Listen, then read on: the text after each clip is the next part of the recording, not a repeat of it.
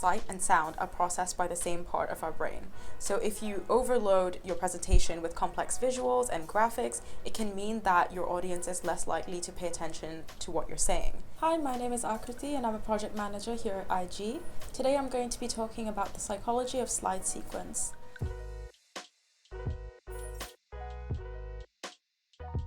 In this attention economy, where engaging people, even in business, can be very challenging, it's not a bad idea to look towards psychology to give us some cues on how to emphatically and effectively communicate. So when giving a presentation in a corporate setting, you will often find yourself in one of two situations. The first scenario is when you're giving a presentation with the goal of getting audience buy-in. Some common instances of this can be giving a presentation to stakeholders in a board meeting, or being in a sales call with a prospect, or even as an initial client kickoff call. When you're in this situation, it's recommended that you follow something called the pyramid principle. It's something that we've discussed in a previous blog of ours, but essentially it means starting with the most important information first.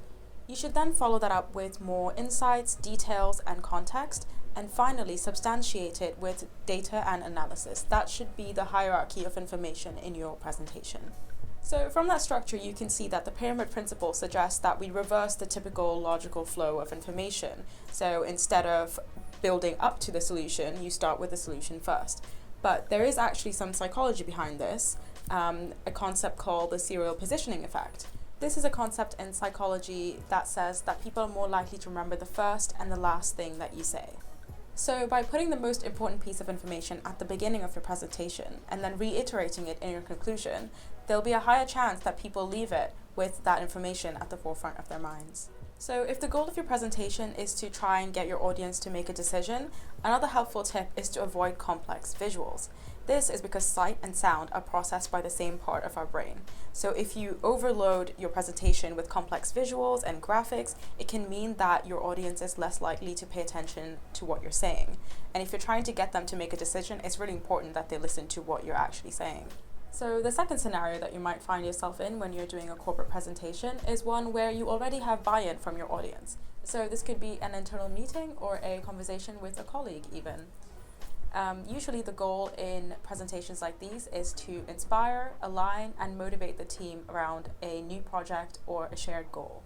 So in a scenario like this, it's useful to think of your presentation in a more narrative sense. Psychology suggests that if you're sharing information in the form of a story, it's more likely to be remembered than if you're just sharing information without any structure. So like any good story, your presentation should have a beginning, middle, and an end. Or in a corporate setting, it could be more like a problem, solution, and implementation. So another component of narrative presentations is what we call a curiosity gap, which is a gap between the information that we know and the information that is withheld, or what we don't know yet. One way to create this in your presentations is by slowly building up graphics and slowly giving the audience more and more information. You can do this by using animations or by splitting information in different slides. So today we've talked a bit about how being strategic with the slide order that you use in your presentation, as well as how you deliver it, can be really important to reach your goals, whether that's to keep your audience engaged or to get them to make a decision. To get help with your next presentation, you can message us on LinkedIn or get in touch with us via email.